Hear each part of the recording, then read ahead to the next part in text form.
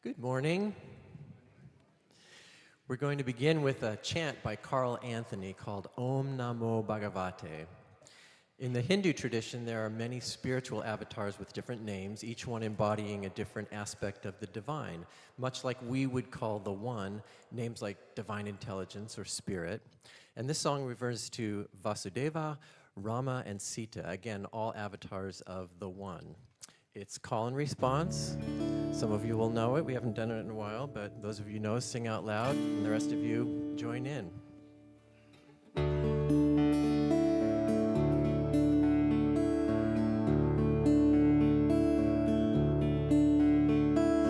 O divine infinite one, O divine infinite one, I lean into you.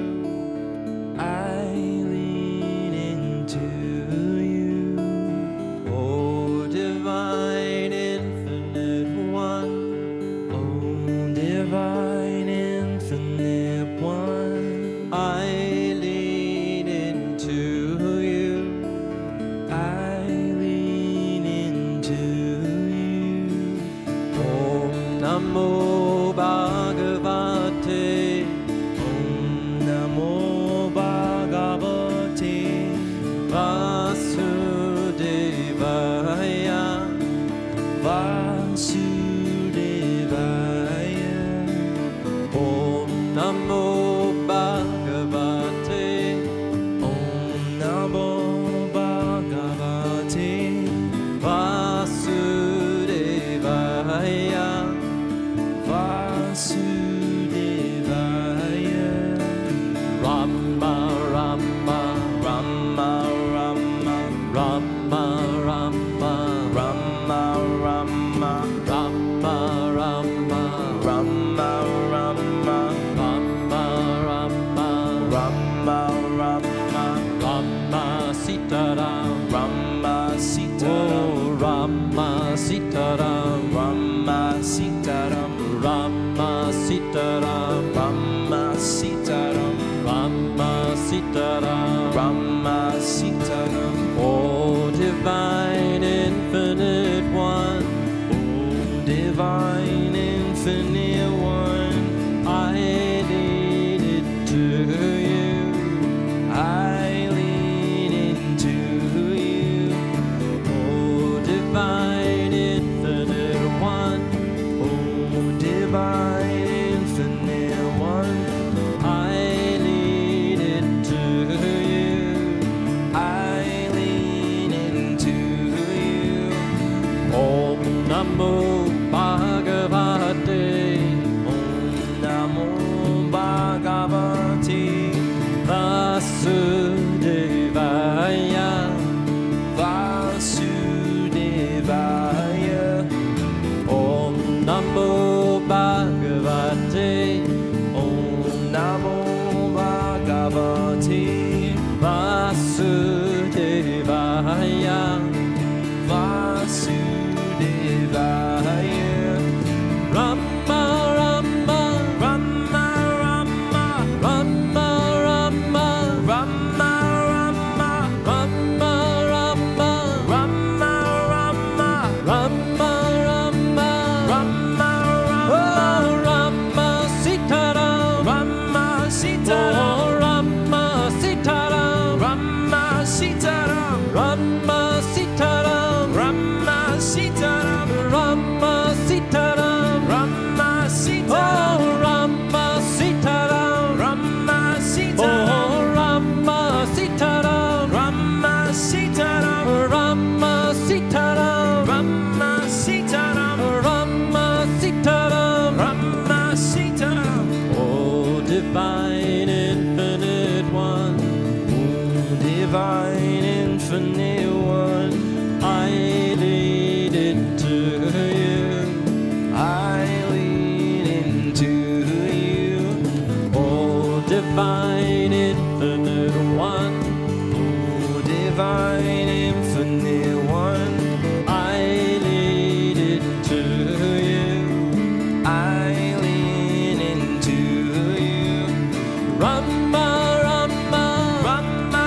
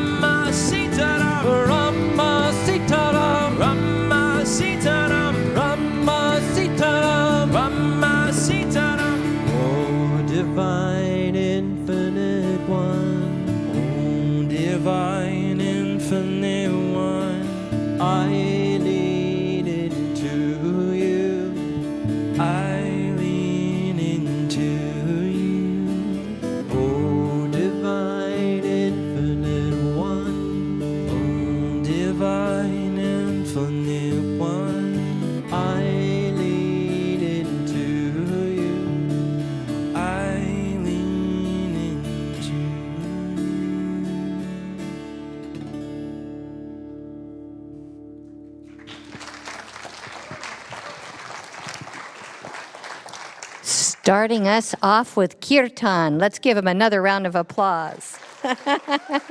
Fabulous. Good morning and welcome to the Center for Spiritual Living Santa Rosa. I am Tamira Hume, a practitioner here at our wonderful center, and I'm really glad to be with you today. If you have questions about what's going on here at our center, you can go to CSLSR.org, and there you'll find our monthly bulletin by clicking on the photo of the typewriter. It contains everything that's happening here at our center, and there is always all kinds of stuff happening at our center.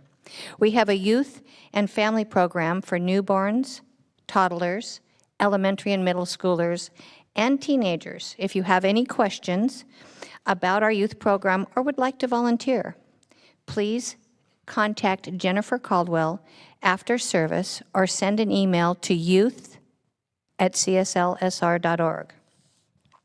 One of our spiritual pillars is spiritual education. And if you go out to the information table out there, there's a catalog, and it has all of the educational classes, and to see what classes might suit you and what classes are coming up soon. And some of the classes have scholarships. And if you wish to inquire about that, check with Reverend Russ after service. Please, if you would, join me in speaking aloud our vision and mission. The Center for Spiritual Living is a spiritual community that promotes global transformation through personal transformation. Our purpose is to awaken humanity to its spiritual magnificence. We are motivated by a compelling global vision that inspires us to bring the gifts of compassion, integrity, and loving kindness to the world through our programs and teaching. Together, we are helping to create a world that works for everyone. Part of this global vision states, we envision a world in which we live and grow as one global family that respects and honors the interconnectedness of all life. A world where kinship with all life prospers and connects through the guidance of spiritual wisdom and experience. We follow this vision through the 5 core spiritual practices of our teaching. Might you join me in reading those aloud? Spiritual study, affirmative prayer, meditation, selfless service, and spiritual circulation.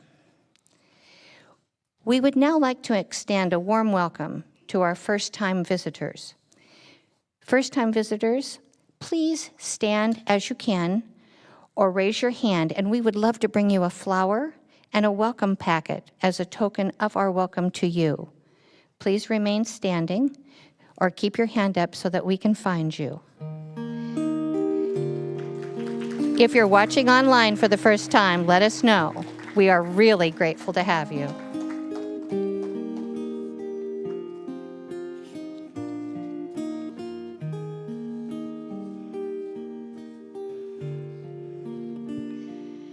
I know that somewhere between the music, meditation, prayer practices, and Dr. Edwards' message today, it's exactly what you need to experience the next step of your spiritual unfoldment.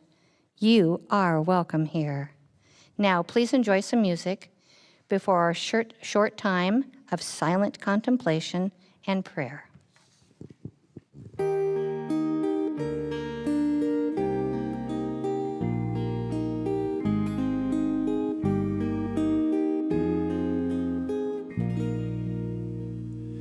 In this moment, in this place, I remember who I am, letting fear and worry fall away from me. I open my eyes and see there is only love.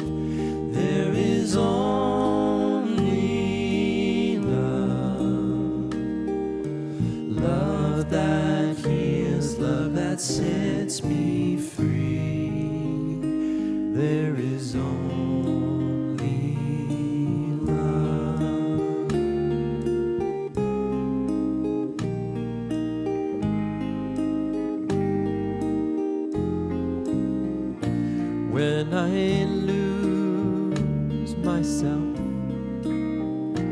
when I feel I've lost my way, when I go inside and quiet my mind, I hear Spirit gently say, there is only love, there is only love, love that heals, love that sets me free. There is only love, there is only love, there is only love, love that heals, love that sets me free. There is only love.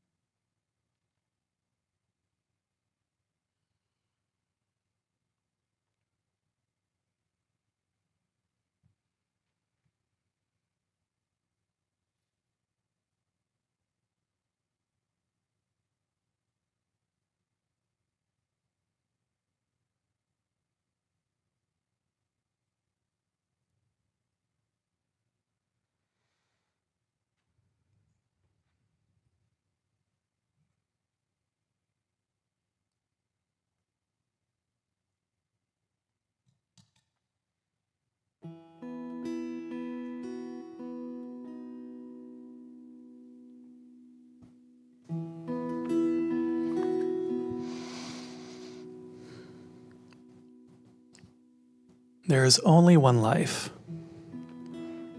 one infinite, expansive life, and it is good.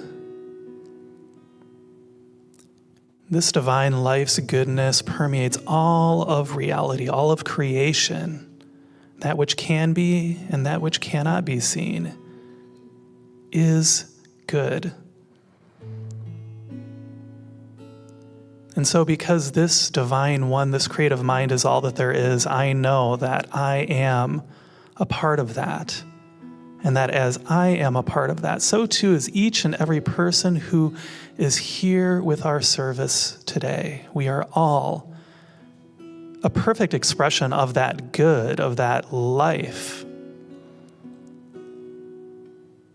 And so I know that life is what is present here now as we come together in our service today, knowing that within that life there is a perfect goodness that expresses itself in infinite ways through our individuality, through our connections to one another, and through the openness of our hearts. I know that there is no limit to that good. And so I invite not just a little bit more of that good, a lot of that good. I invite that all forward here and now as we share in this experience together as a community, allowing each and every expression of good to connect to each and every expression of good. And so I am grateful to know that that life, that good is at hand here and now in all that we say, all that we think, and all that we do. I am grateful. So with my gratitude, I release this word and I let it be. And I invite us all to seal it together by saying, and so it is. Good morning. I'm Reverend Russ Legear. I'm your assistant minister here at our beautiful center, and here is our affirmation today. I invite you to speak it with me. I am gentle with myself and the world, knowing we are all healing together. And so it is.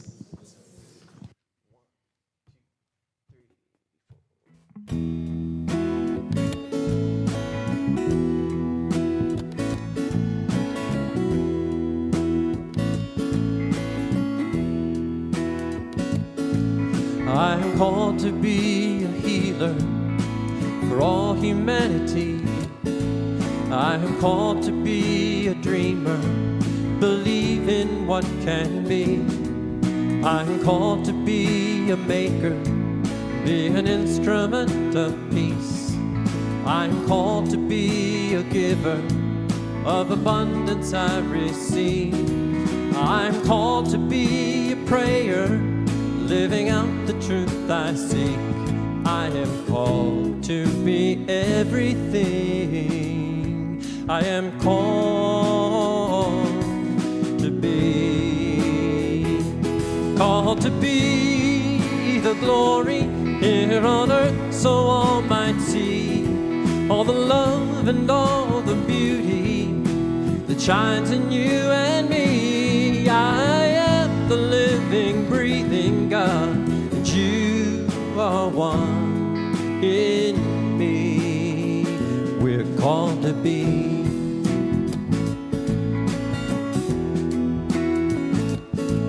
You are called to be a mother, to nurture family. You are called to be a brother, be strength in times of need. You are called to be a neighbor, see a friend in all you meet. You are called to be a leader, to build community. You are called to be a prayer, living out the truth you see. You are called to be everything. You are called to be.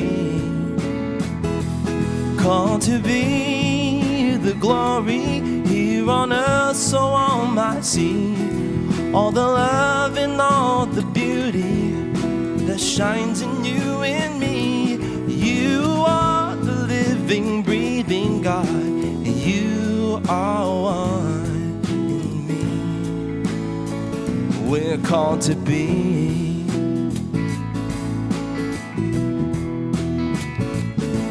We are called to be the kindness, set the broken-hearted free. We are called to be forgiveness, where pain has run too deep. We are called to be compassion, be the wind beneath each wing. We are called to make communion, only then can we succeed. And we are called to be a prayer, living out the truth you seek. We are called to be everything. We are called to be. Called to be the glory here on earth so all might see. All the love and all the beauty that shines in you and me. We are the living, breathing God, and we are one in one. We're called to be peace, called to be joy, called to be love, called to be peace, called to be joy, called to be free, called to be peace, called to be joy, called to be love. We're called to be.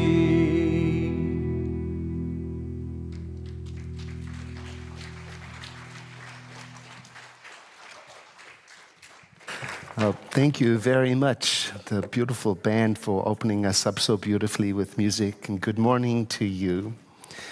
Let's just take a moment to breathe in the atmosphere of being together. It's so lovely to have a spiritual community to land in. And I just want to invite you to acknowledge whatever is going on in you. Because right here in this room is everything. And sadness, excitement, curiosity, peace, questioning. And it's all just as it is. And it's so important to let who you are and where you are in this current moment be okay. This whole past month we've been talking about perfectionism and how we try to fit ourselves into a pattern and deny how we actually are this last month. And then this month we're carrying forward into talking about trauma. In particular, the kind of trauma that is sometimes caused by religion and spirituality. And we're going to, of course, talk about what can we do to interrupt that so it doesn't become the status quo, and how we can tune into the spiritual curiosity at the center of our beings so that we can bring that forward when we're dealing with each other, especially when we're going through difficult times or when we're expressing a sadness or a trauma, so that we can be present for each other without trying to immediately fix the other person or explaining to them how they should think differently. So let's get started. How does spirituality or religion turn out that it can sometimes hurt us? Well, I can think of many ways. One in particular is when a group or an individual gets stuck on this idea that the way I believe is the only way, and that the whole rest of the world should fit into that belief whether or not it causes harm. That's one way. My brother, Gary, due to an error on his birth certificate, turned out that his name was spelled with 2 R's, Garry, which as a young person, when I learned how to spell his name, I was convinced that was the correct way to spell Gary. Of course, I know now that it is possible for people to spell their name with 2 R's. But as far as I was concerned at that young age, that was the only way. And so as a young being, I would correct other people whose name was Gary if they didn't spell it right. Frankly, I didn't care about their experience. I mean, this is a light-hearted example of something quite serious. My brother, Gary, his life was shaped by a complicated birth that caused brain damage for him when he was born. And initially, it was hoped that he would recover and live out a normal life and develop as expected. But by his 6th birthday, it was clear that he wasn't picking up language skills. And he had his first seizure when I was born, when he was 6. And what followed for our whole family was a life filled with surprises and wonder and awe and pain and challenges and difficulty and compromises and suffering and happiness and mystery, all of the things that go with raising a special needs child. And despite everything, I wouldn't change it, any of it, not for anything, because I can see how who I am today is in part because of having him in my life. Now I can see the blessing of having him in my life. However, while I was growing up with it, if someone had told me this is a blessing, it's all good, I don't think I would have understood those words. I think I may have thought that the person saying that to me was out of touch with reality because they weren't seeing my experience in its fullness, or that they didn't care. It would take me years to see the beauty and the blessing of my brother. My mother,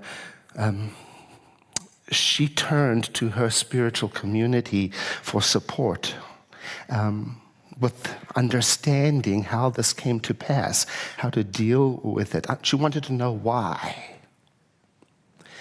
Unfortunately, someone in a spiritual leadership role told her that Gary's condition was the result of some sin in her life. Yeah. Which caused her deep emotional pain and led her to leave the church and to give up religion entirely. Now, I was an infant at the time that it happened, so I have no direct knowledge of how it came to be. And when I was old enough, I noticed she wasn't coming to church, and I asked other family members, why isn't Mom coming to church? And they explained to me what happened, and that's when her pain and sadness that stretched right out into my adult life became understandable to me. It made sense. Trauma is like that. It's a deeply distressing or disturbing experience that can have a profound, physical and emotional impact on a person, and it can come from one single event, like it did from my mom. Or it can come from the result of generations of rigid, dogmatic, unquestioned religious beliefs.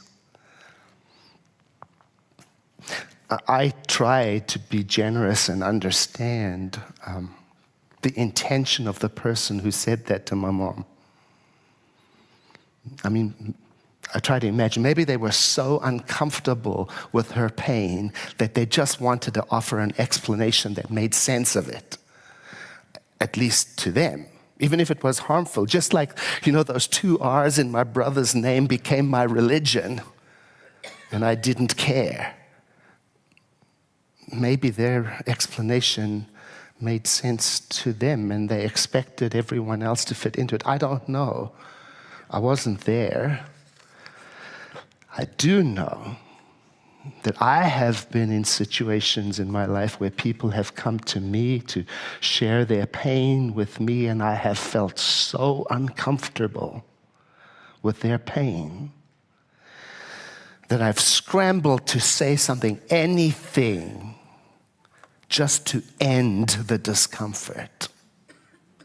Anything to stop their pain. And now I'm seeing how, although that may be well-intentioned, it can also be profoundly harmful to speak without thinking, or to try to move people out of their grief too quickly. By offering a quick and easy affirmation, an answer to life's tragedy, or trying to explain everything as a blessing to try and paint loss affirmatively.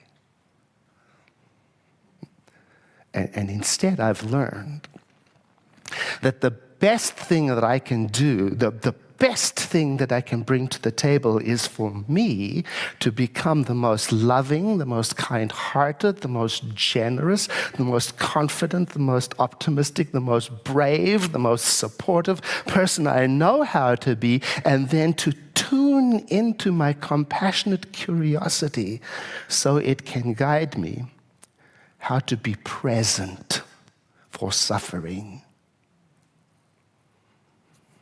Compassionate curiosity has taught me a lot.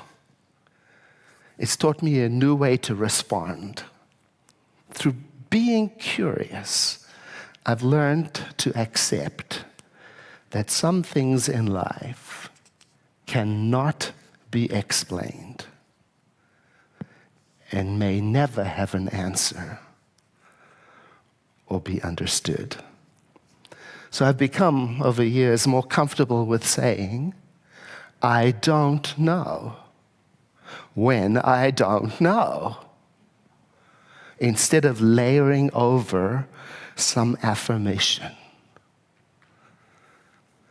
And even so, at the same time, I've learned to say to myself, I may not know, and there is something within me that does know. There is a power greater than I am in the universe. It is within me, and I'm tuning into it so that I can be present for that which is before me.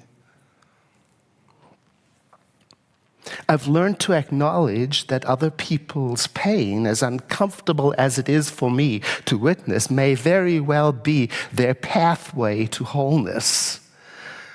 And so don't interrupt it. Rather, see it as a privilege to witness, not necessarily to fix. And even at the same time as witnessing someone's pain, to say to myself, I may not know how to resolve this matter, but there is a power within me greater than I am, and I'm tuning into it so that I can be present as a witness for what is happening right before me.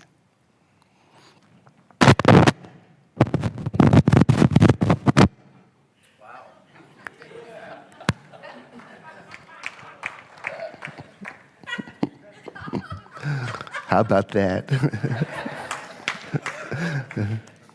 So now when people come to me with something painful or something unresolvable or tragic or just plain sad, instead of saying, like I learned in my early days, it's all good, it's whole, perfect, and complete, there's a silver lining in everything, the universe always says yes, the universe is always for us, as true as these things may be, I tune into my compassionate curiosity first and say something else. I say, I'm honored that you would share this with me. Would you like to tell me more about it? I'm here and I want to listen. I'm sensing your struggle and I can't possibly imagine what it must be like to go through it. How did that experience make you feel? I genuinely want to be here to hear. And I do this because, honestly, in life there are some things in life that there's no sugarcoating. Can't be done. In my country of origin, South Africa, the segregation of African people through apartheid was justified by passages from a holy book. LGBTQI community have historically been poorly treated, also justified by religious concepts. Women have been minimized and even demonized, again, justified by religious concepts. People can be hurt by religion and spirituality, and when they are, well, not all of them leave spirituality completely behind like my mother did. Sometimes they search for a replacement. They seek out an affirming community, an accepting community, a new thought community. Did you know that our philosophy is also known as New Thought? Because it's intended to represent a new direction, a new freedom that comes from reframing old beliefs, deconstructing troubling belief systems, setting ourselves free from confinement of past thinking. And so it is that many of us show up here seeking a more affirmative, positive, spiritual way. And now, because we know of the potential for harm in all spiritual systems, it becomes very important for us to be committed to creating a welcoming, affirming, and kind-hearted environment. I do believe in that. I believe in creating a space for others to be able to express their pain without explaining to them why they should think differently. That may be one of the most precious gifts we can give to each other. So here we learn to tune into our curiosity, for example, by saying, "Tell me more." We learn to tune into our compassion, say, "I feel privileged to hear what you're sharing." To tune into our connection of oneness. And this approach beautifully embodies our teaching as I believe it ought to be expressed. Because, it's so easy to get carried away with the enthusiasm when we learn something good that works for us. See, once I learn the power of changing my thinking, I might want to tell everybody about it. And when a person is going through a tragedy or when they can't move through a mental or emotional block, likely the last thing they want to hear is, "Change your thinking, change your life." It may come across as dismissive. It might imply that their struggles are entirely their fault. But we do have a beautiful teaching that emphasizes the role of personal responsibility, the power to creatively set new directions and intentions in life. It emphasizes agency and choice. And I think the danger lies in oversimplification, or ignoring or discounting the complexity of another person's experience, or in not wanting to face, witness, recognize, or acknowledge, or talk about pain.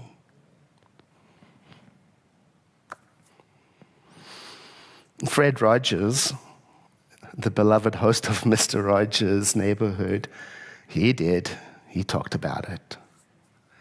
He is known for his willingness to compassionately approach and speak about difficult topics for children. And he openly discussed emotions like sadness and anger and fear. And in so doing, he made it safe for children and for the adults watching to acknowledge that they had those complex feelings and to learn how to grow and thrive in the presence of them. Another example, Brian Stevenson, a lawyer, a social justice activist. He founded the Equal Justice Initiative, and what is remarkable about him is he dedicated his entire career to acknowledging and addressing the pain and trauma caused by the justice system, the criminal justice system, recognizing suffering and empathy were important to share as a way to empower people into their own wholeness. He's an example of a person who's guided by their values. And I think of that because I think that that is the best way to bring our teaching into the world, by being guided to live powerfully. Not so much by preaching about it or advertising it or convincing other people they should sign up for it, but by being it.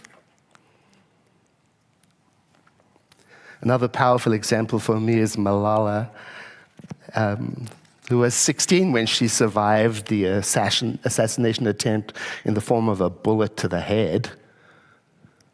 And she got to address the United Nations, and she was that age, and she was very calm in her voice, and she said, I'm still the same, my ambitions are the same, my hopes are the same, my dreams are the same. She said, I'm not here to talk against anyone, not to talk against the Taliban or any other terrorist group. I'm here to speak up for the right to education of every child. And what's remarkable about that to me is she didn't ask the women and the children who are victims of child labor or forced marriages, she didn't ask them to affirm the good. She didn't ask them to see the good. She didn't ask them to take responsibility for their thinking. No, that would be ludicrous. She knew that good would come from her waking up, standing up, speaking up, surviving, and bringing awareness to the world stage. It reminds me of something that our founder said when he was asked about suffering in the world. He said this: "We are not so cold-blooded to say to a person with pain that there is no pain. That," he said, "is not our idea, nor our purpose. We admit the fact." He said it's quite a different thing to admit that it's necessary, and so our work is about bringing joy and relief and oneness into being. He understood that to get there, that it was very important to acknowledge pain and suffering, and this approach of acknowledgement calls for compassionate curiosity, the skill of listening and witnessing, and then following that up by being, which leads to doing something proactive if possible.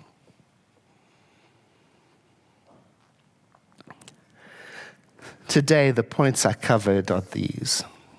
I want to acknowledge that pain can be caused by spiritual and religious systems, and if you have been harmed by religion or spirituality, here or somewhere else, I'm very sorry.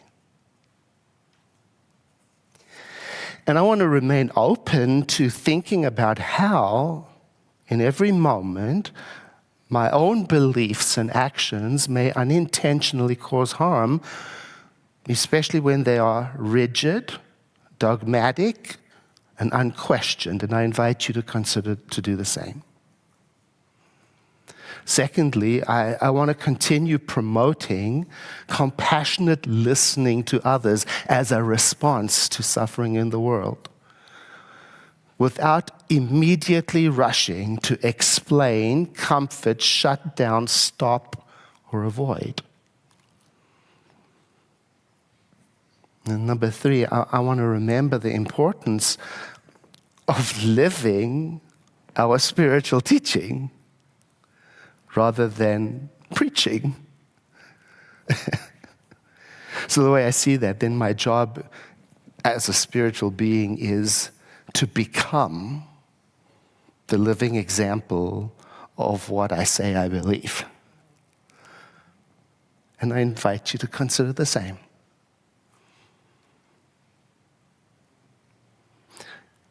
Let's take a moment to pray together by breathing in and exhaling.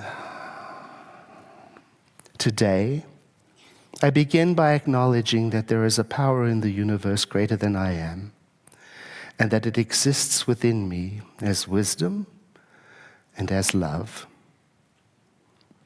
Though I may feel sometimes uncertain, I know that there is an inner guidance within me that knows the way and is showing it to me as a light. And this inner light assures me that I am created on purpose and that I have within me the ongoing, ever-present ability to connect, to choose, to create, to think, to care, to express. And so I rest in this awareness within me, the awareness that reminds me I am indeed in the right place at the right time, engaged in the right activity.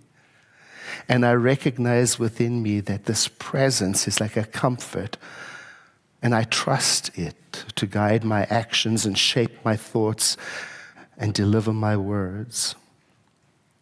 I trust it to listen through me, through my ears. Through this prayer, I affirm my connection to the source within. And I reaffirm my commitment to compassionately letting it lead me. And so I say to myself, through the power of this life within me, I start each moment anew with a clear mind and a clear attitude. Through the power of life within me, I live authentically, easily expressing my love. Through the power of life within me, I am sincere and honest, and I find it easy to communicate openly. Through the power of life within me, I know how to listen deeply and understand and be present. Through the power of life within me, I have what it takes to be confident and secure in my ability to be part of all life. Through the power of life within me, I am aware of the sacredness of my life and of all life. Through the power of life within me, I have stamina and endurance. Through the power of life within me, I remain open to learning and witnessing. Through the power of life within me, I am easily able to express compassion, drawn to understanding, inclined toward loving kindness. Through the power of life within me, I enjoy living, growing, learning. Through the power of life within me, I open myself to accept support and nurturing, and I commune with creation and community. Through the power of life within me, I feel filled up with passion and conviction. And through the power of life within me, I make myself home in my heart wherever I am in the world. I give thanks for the power of prayer and the movement that it makes in my consciousness and the way that it shows for me to go. And I release this word of prayer to that aspect of the divine we call the law by saying, and so it is. I invite you to take a deep breath in with me and to exhale. Just take a moment of quiet to take in the room like we did in the beginning, to acknowledge where you are, and to make whatever is happening in you and in your world welcome here. And to feel the supportive luxury of being in spiritual community.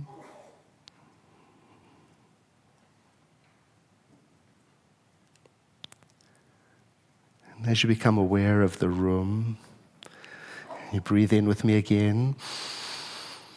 Make a transition as you exhale to the activity of our service as we move towards sharing. This is the part of our service where we support our community. On our website, we have a description of all the ways that you can contribute. I thank you in advance for all of the gifts. And if you are in a position in your life where you'd like to consider leaving something to your center and your will or your trust, and you need some support in doing so, please contact Linda Han at the information desk and we'll set you up to do that. It's the sort of thing that's easy to forget to take care of. And if the center has been a support in your life and you'd like to make sure that you take care of it so that future generations may be blessed the same way that we are being blessed currently, then please consider that. Also, if you'd like to donate by text, there's a wonderful, easy way to do that. And if you have any questions about how you can automate your giving or how your giving contributes to the center or how it works, you have some options. You can talk to Linda Han at the information desk. She's our Chief Operating Officer. Or you can talk to me. I'll be outside. And you can also attend our new member orientation where we explain how that all works. And Reverend Russ will tell you about that in a moment. He'll remind us. For today's offering, I invite you to take your gift in your hand as the ushers stand and say after me, I bless this gift. I send it forth to heal and prosper. It does amazing work in the world and blesses creation. Ushers, please receive the gift. This is also a call and response song. And Atreyu is going to help you along with the responses so you can get the hang of it if you haven't heard it before. 2, 3.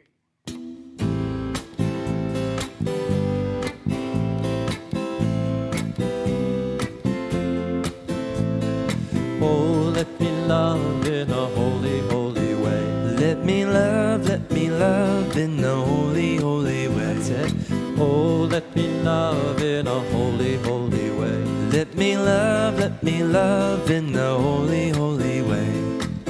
Oh, let me know that love is all around. Let me know that love is all around. Oh, let me know that love is all around. Let me know that love is all around. Oh, let me love in a holy, holy way. Oh, let me know in a holy, holy way. Oh, let me love in a holy, holy way. Oh, let me love in a holy, holy way. Oh, let me live in a holy, holy way. Let me live in a holy, holy way. Oh, let me live in a holy, holy way. Let me live in a holy, holy way. Oh, let me know that love can heal us all. Let me know that love can heal us all. Oh, let me know that love can heal us all. Let me know that love can heal us all. Oh, let me live in a holy, holy way. Oh, let me live in a holy, holy way. Oh, let me live in a holy, holy way. Oh, let me live in a holy, holy way.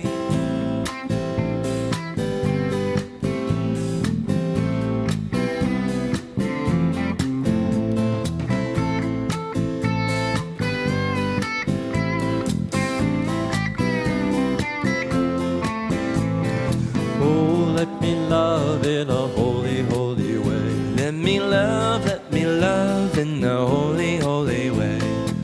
Oh, let me love in a holy, holy way. Let me love in a holy, holy way. Oh, let my steps reveal a path of peace. Let my steps reveal a path of peace. Oh, let my steps reveal a path of peace. Let my steps reveal a path of peace.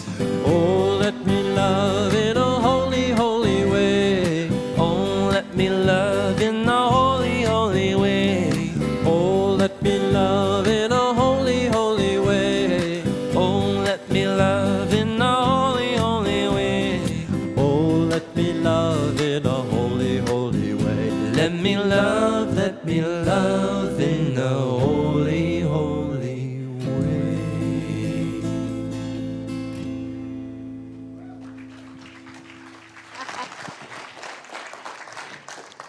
Pretty wonderful little riff there by Atreyu Hano Hano. Yeah. We have a very special event on Wednesday, August 21st at 6 p.m. In June, we shared a Juneteenth celebration that was hosted by Olivia Kinsler, Celeste Austin, and Lawrence Edwards. We heard from many of you after the service how impactful that was and how you would like to continue the conversation about diversity equity, and inclusion.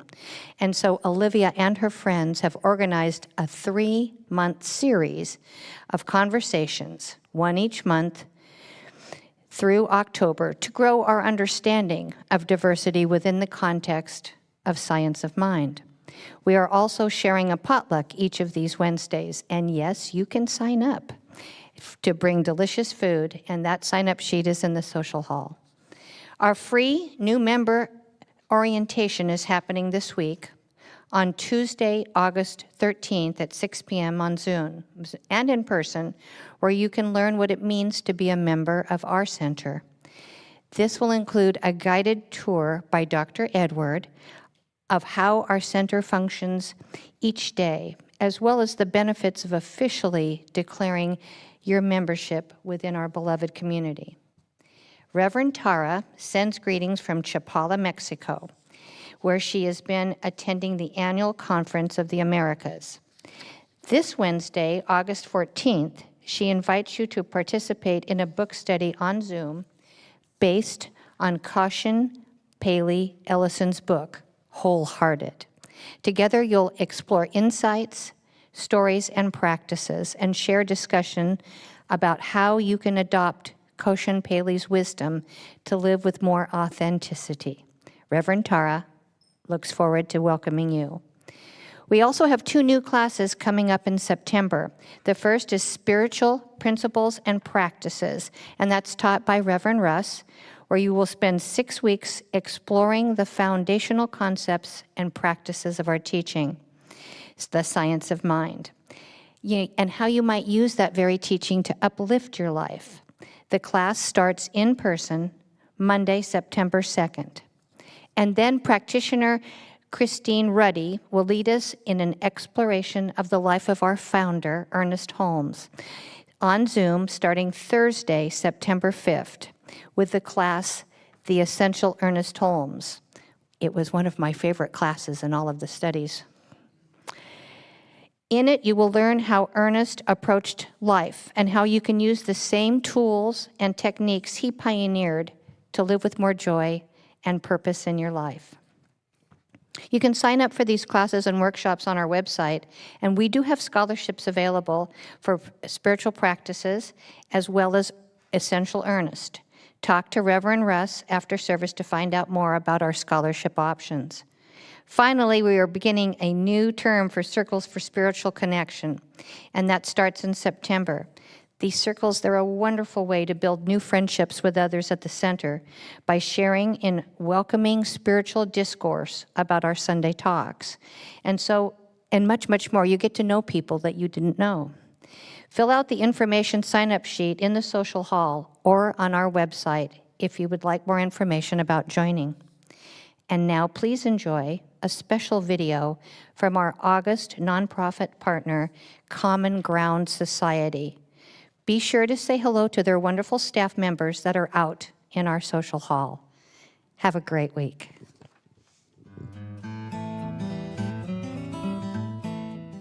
Hi there, I am Larkin O'Leary. I am the Executive Director and co-founder of Common Ground Society. We are a local nonprofit based in Sonoma County. We incorporated into a 501c3 in 2020 out of the desperate need and desire from our community to learn how to be more inclusive and accepting of people with disabilities. This whole organization was a labor of love and came from the hearts of just 2 moms, as we called ourselves when we began. There's our very first business card. We began in 2018 as just 2 moms and quickly learned that our community had a great desire to learn more about inclusivity. Our mission is that we share the stories of our lives to educate and empower our community to be more compassionate, accepting, and inclusive of people with disabilities. Common Ground Society ensures that all families feel a sense of belonging through meaningful connections and local support. And that's just what we aim to do here.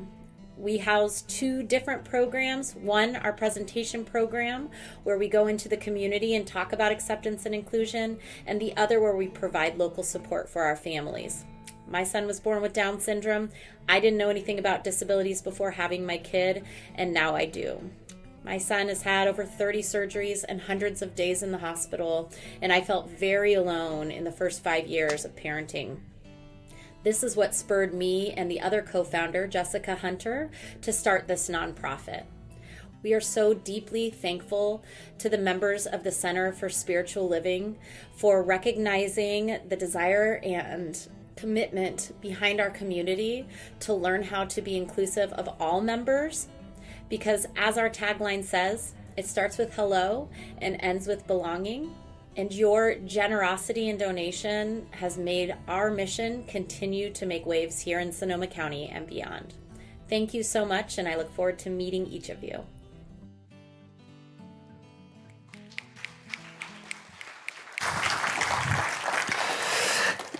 If there is something that is incomplete in you or you cried yourself to sleep last night, please take advantage of our spiritual support system online through Zoom. You can be matched one-on-one with a confidential room, just you and the prayer practitioner alone. Or if you're in the room, you can go back to the corner over there and you'll be matched with a prayer practitioner right here in the room who will pray with you in our style of affirmative prayer that we call spiritual mind treatment.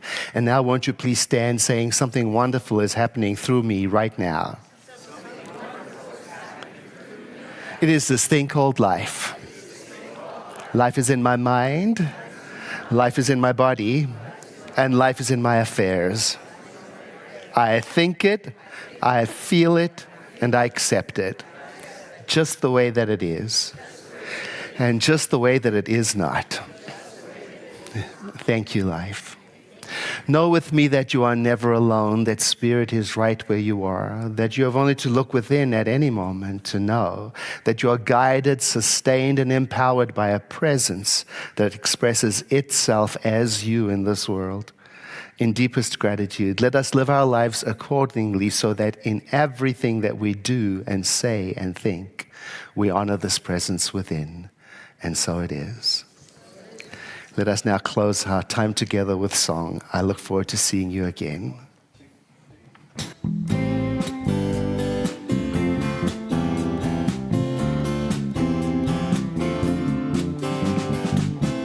I am a prayer for peace. Wherever I go, peace goes with me. I feel the peace inside, and every breath peace abides. I know the joy of peace.